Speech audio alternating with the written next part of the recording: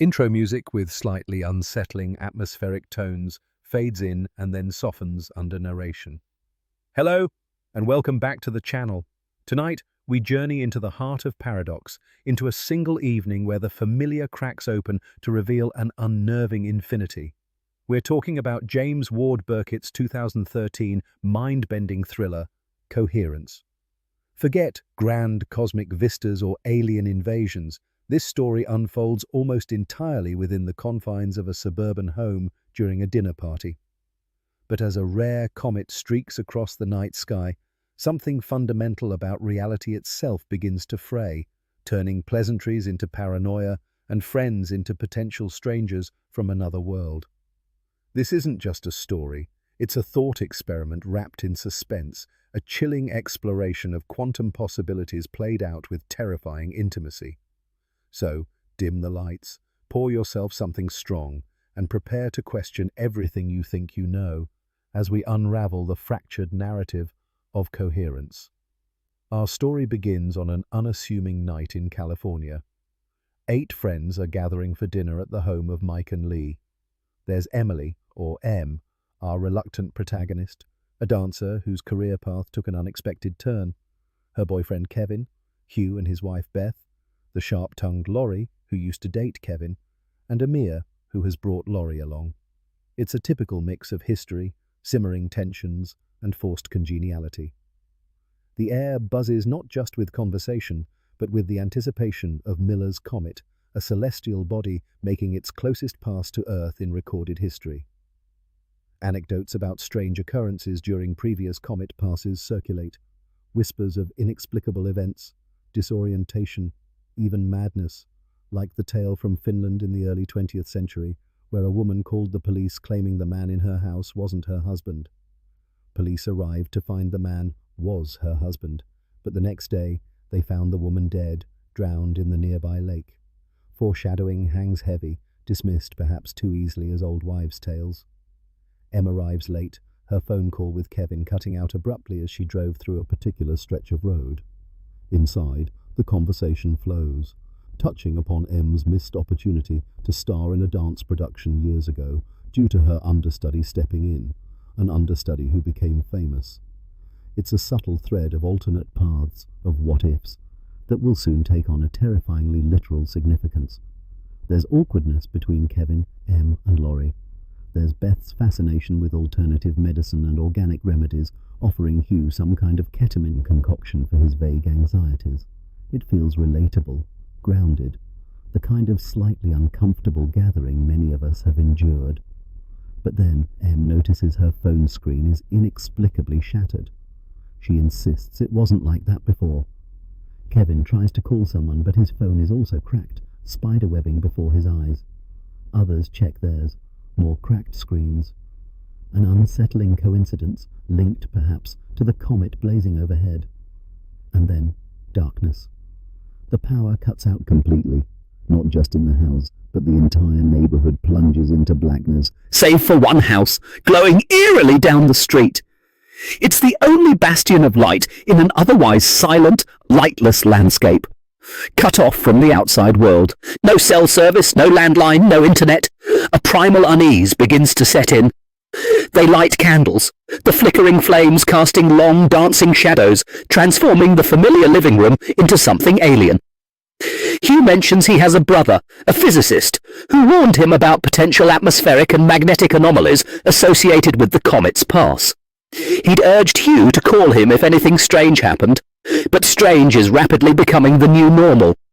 Hugh and Amir, driven by a mix of concern and curiosity, decide to venture out towards the single-lit house, hoping to find a working phone, perhaps borrow their generator, or simply find answers. Beth provides them with glow sticks, blue ones, taken from an emergency kit. They step out into the oppressive darkness, 2 small figures walking towards the distant light. The others wait, the silence in the candlelit house punctuated by nervous chatter and the faint, unsettling hum that seems to hang in the air. Minutes stretch into an eternity. When Hugh and Amir return, they are visibly shaken, their faces pale in the candlelight. Hugh clutches a small, sturdy metal box. Their story is bewildering. They didn't knock. As they approached the house, they peered through the window. What they saw stopped them cold. A dinner party. Their dinner party. 8 people seated around a table identical to them, bathed in candlelight, looking exactly as they had just moments before they left. It was their house, but not their house. It was them, but not them. Terrified and confused, they retreated, stumbling upon the box just outside the other house's door. They brought it back, hoping it contained some clue, some explanation for the impossible sight they had witnessed.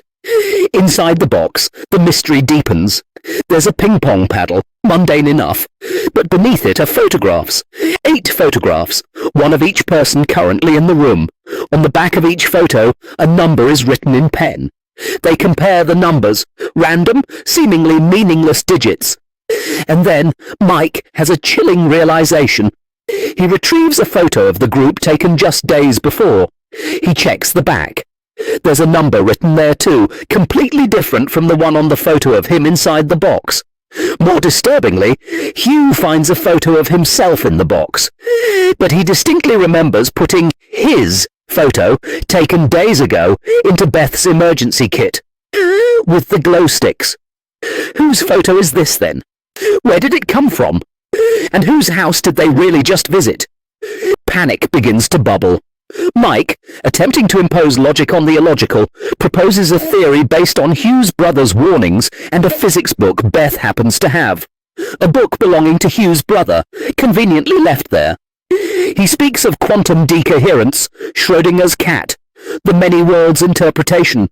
The comet, he suggests, isn't just passing by, it's creating a fracture, a superposition of realities. When they lost power, when coherence was lost, multiple versions of their reality, previously existing only as possibilities, might have collapsed into tangible, overlapping states. The lit house wasn't just another house. It was a parallel version of their own house, existing simultaneously in the same space, accessible now because the boundary has blurred. The box, therefore, must have come from one of these alternate houses, left by another version of themselves. The implications are staggering. Are there 2 realities? 3? Infinite? Are the people in this room even the original group that started the dinner party? Did Hugh and Amir return to the same house they left? The numbers on the photos suddenly seem less random. Perhaps they are identifiers, labels for different realities, different versions of themselves. They decide they need a way to mark their house, their reality. They need proof of origin. Rummaging through the emergency kit again, they find more glow sticks. But these are red. Hugh and Amir definitely took blue ones. Confusion mounts. Where did the red sticks come from? Did someone swap them? Or did they somehow return to a house that already had red glow sticks? To test the theory, and desperate for answers, Mike decides to write a note. A message to themselves. He writes about the box, the photos, the suspicion, intending to leave it at the other house's doorstep, hoping for a response, or at least to see if it disappears, proving interaction between realities. He takes Amir and Laurie with him, but as they prepare to leave, Hugh rushes in frantically from outside. He's bleeding from the head. He breathlessly explains that he saw Mike outside, writing a note, placing it on the doorstep of the other house. Then another version of Hugh appeared and attacked him. He barely escaped. This throws everything into chaos. If Hugh was attacked by another Hugh Wilde, Mike was supposedly inside preparing to write the note, then who did the injured Hugh see? Is the Mike standing before them the same Mike who intended to write the note? Or did a different Mike already venture out? Are there multiple Mikes, multiple Hughs, multiple versions of everyone crossing paths in the darkness outside? The paranoia intensifies. Accusations fly. Trust evaporates completely. They realize the street outside isn't just dark. It's a dangerous overlap zone. A dark zone where realities bleed together unpredictably. Crossing it means risking encountering duplicates, risking returning to the wrong house, being replaced, or worse.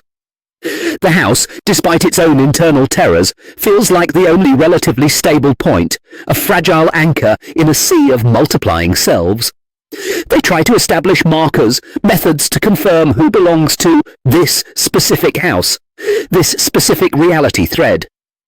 They take items from the house, random objects like a coaster, an oven mitt, a stapler, and place them in the box along with their numbered photos, intending this box to be their unique identifier.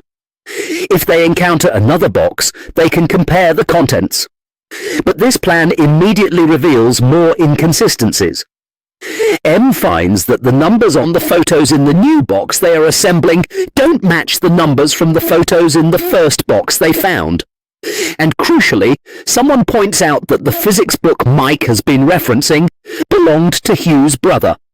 Hugh claims his brother never gave him that specific book. So where did it come from? The group splinters further. Mike becomes increasingly aggressive, fueled by alcohol and fear, convinced they need to confront the other house, perhaps violently eliminate the duplicates to restore order. He seems dangerously close to embracing the chaos. Lee tries to mediate. Beth retreats into her esoteric beliefs, seeking patterns in randomness.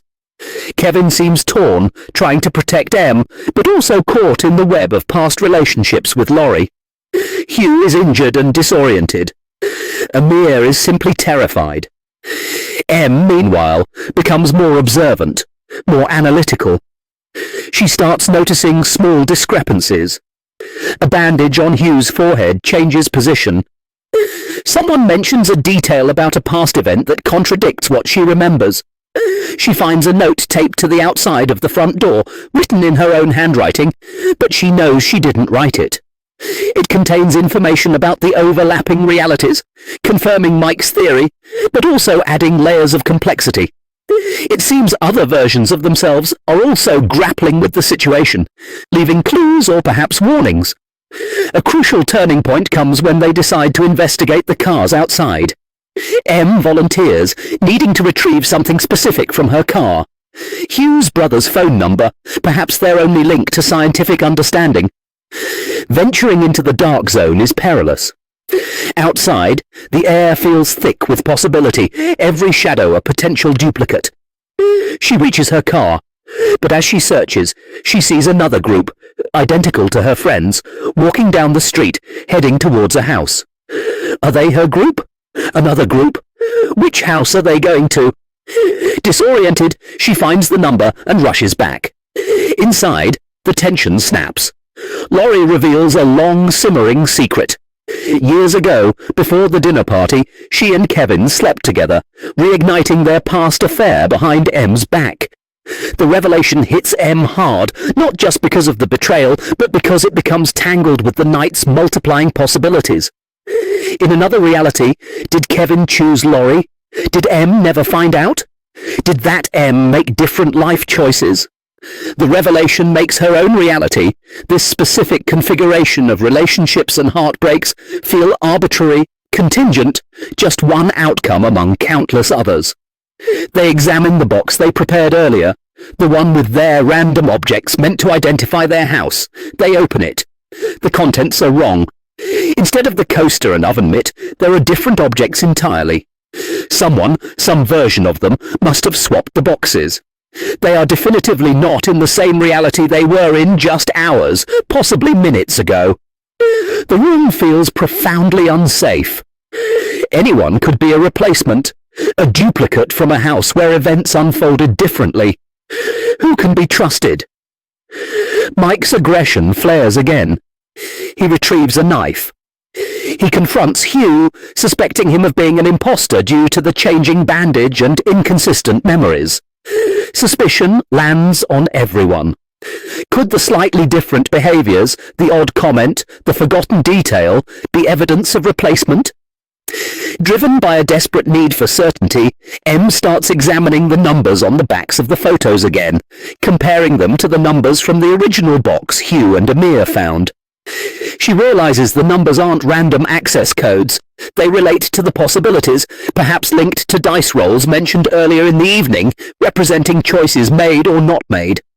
She finds the note she supposedly wrote, the one taped outside, and realizes it contains information only she would know, details about her relationship anxieties.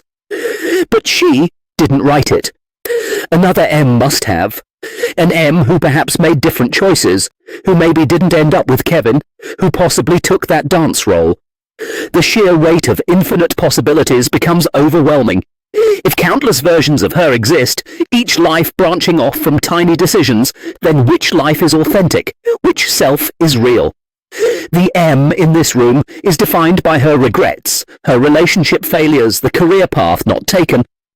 But somewhere out there, in one of those houses flickering in the dark, is perhaps an M who made better choices, an M who is happier, whose life isn't marked by the same disappointments. The thought takes root, cold and calculating. If reality is fractured, perhaps she can navigate the fractures. Perhaps she can find a better version and take it. She looks at the group, fractured, terrified, turning on each other. Kevin's betrayal hangs in the air. Mike's unstable aggression simmers. There is no solution here, no way back to the simple reality they knew before the comet passed. The only way out, she decides, is through, to leave this compromised reality behind and find one worth inhabiting. Armed with this terrifying resolve, M slips out of the house alone, back into the dark zone. Her journey through the overlapping realities is a nightmarish odyssey. She moves through the darkness, peering into window after window, each house a distorted mirror of the one she just left. The variations are subtle at first, then increasingly stark. In one house, the group is celebrating, seemingly oblivious or perhaps having resolved the paradox differently. In another, chaos reigns. Furniture overturned, signs of a violent struggle. She sees versions of herself. One crying alone, another arguing fiercely with Kevin, one laughing intimately with Amir. Each house presents a different outcome, a different permutation of the same 8 people trapped in their own loop of confusion and possibility. Some houses are dark, perhaps realities where the occupants succumb to paranoia or violence, or maybe simply realities where the power never came back on. She moves with grim determination, driven by a singular purpose. Find a reality where things seem right, where the tensions are lower, where happiness seems possible, where the specific combination of failures that define her existence aren't present. She is looking for a house that hasn't yet fully spiraled, where the inhabitants seem relatively stable, perhaps unaware or less affected by the comet's influence. Finally, she finds it. A house that looks eerily normal. Through the window she sees the group laughing, relaxed. Kevin and this house's M seem genuinely happy together. There's no sign of the box, no palpable fear, just the remnants of a pleasant dinner party winding down. This is the reality she wants. This is the life she will take. But there's a problem. This reality already has an M. Her duplicate is right there, living the life M covets. Driven by a chilling pragmatism born of existential crisis, M makes her move. She waits until the other M steps outside alone, perhaps to get some air or look at the fading comet. In the deep shadows of the garden, M attacks her double. It's a brutal, desperate struggle. She smashes her double's head with a heavy object, perhaps grabbing something from the garden or using something she brought. The other M fights back, confused and terrified. The struggle spills towards the car. M manages to overpower her double, shoving her into the trunk of the car, unconscious or perhaps dead. The darkness leaves it ambiguous. She slams the trunk shut, silencing her other self. But the act isn't clean. She notices Beth looking out the window, possibly witnessing the final moments of the attack. Does Beth realize what she saw? Does she mistake it for something innocuous in the shadows? M can't be sure. Shaken but resolute, she composes herself, smooths her clothes, and walks back towards the house, preparing to step into the life she just violently claimed. She pauses at the threshold, takes a deep breath, and enters, attempting to seamlessly merge into this borrowed reality. Inside, the atmosphere is indeed calmer. The lights flicker back on, suggesting the comet's main influence might be waning. The others are tidying up, saying their goodbyes. They seem tired, but fundamentally unharmed by the night's strangeness, perhaps having experienced only a minor power outage, and none of the reality-bending horrors Em endured. Em tries to act normally, mimicking the interactions she observed, responding to Kevin's affectionate gestures, trying to slot herself into the life of the woman she just attacked. It's a fragile performance, fraught with the terror of discovery. Did anyone notice her brief absence? Did Beth see too much? Is her behaviour subtly wrong? Morning arrives. The sun rises on what appears to be a normal day. The comet has passed.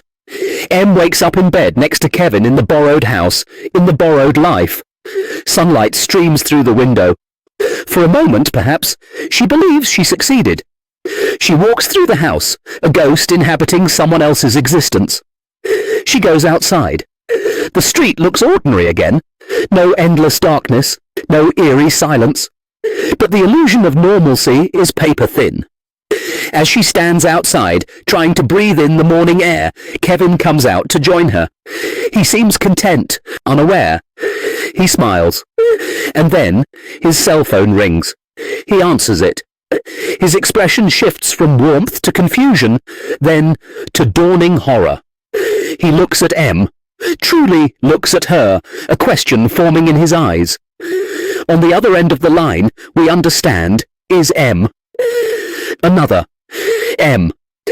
Perhaps the Em she attacked, not dead after all, calling from the trunk. Or perhaps an Em from yet another reality, somehow finding his number, bleeding through the seams that haven't fully healed. The final moments linger on Em's face. The carefully constructed facade crumbles. There is no escape. The coherence isn't fully restored. The consequences of her actions, the echoes of the fractured night, are catching up to her.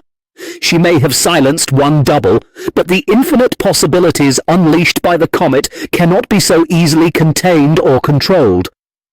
She is trapped, not in the dark zone anymore, but in the terrifying knowledge that reality is not stable, identity is not fixed, and the other versions of herself are still out there, perhaps just a phone call away. The screen cuts to black, leaving us with the chilling resonance of that final impossible phone call and the profound uncertainty of Em's fate. Coherence doesn't offer easy answers. It plunges us headfirst into the terrifying implications of quantum mechanics made manifest. It's a story about choices and consequences, magnified to an infinite degree.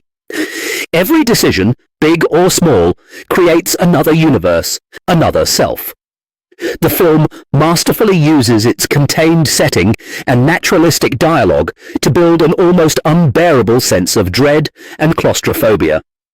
What starts as a simple dinner party becomes a crucible where relationships are tested, identities dissolve, and the very fabric of existence unravels. Em's journey is particularly harrowing. Faced with her own perceived failures and the tangible evidence of happier alternate selves, she makes a terrifying leap. Deciding that if reality is malleable, she has the right to choose a better one, even at the cost of violence and usurpation. But her desperate act provides no solace, only deeper entanglement. She cannot erase the other possibilities. She can only add another layer of complexity and horror to her own existence. The film leaves us pondering unsettling questions. How much of our identity is tied to the specific sequence of events that make up our lives? If you could encounter another version of yourself, one who made different choices, would you envy them, pity them, fear them? And how fragile is the reality we take for granted? Could something as simple as a passing comet throw everything into chaos, revealing the infinite, terrifying possibilities hidden just beneath the surface of the mundane? Coherence suggests that the divisions between these possibilities might be thinner and more fragile than we could ever imagine. It's a stark reminder that even in our most familiar spaces, surrounded by our closest friends, the unknown can bleed through, forcing us to confront the unsettling probability that we are just one iteration among countless others, adrift in a multiverse of infinite reflections. Thank you for joining us on this exploration into the fractured realities of Coherence. It's a film that stays with you long after the credits roll, a puzzle box that invites endless interpretation and leaves a lingering chill. What did you think of M's final choice? Which alternate reality would you have sought out? Let us know in the comments below. Until next time, keep questioning, keep exploring, and perhaps keep an eye on the night sky. Outro music with unsettling atmospheric tones swells and then fades out.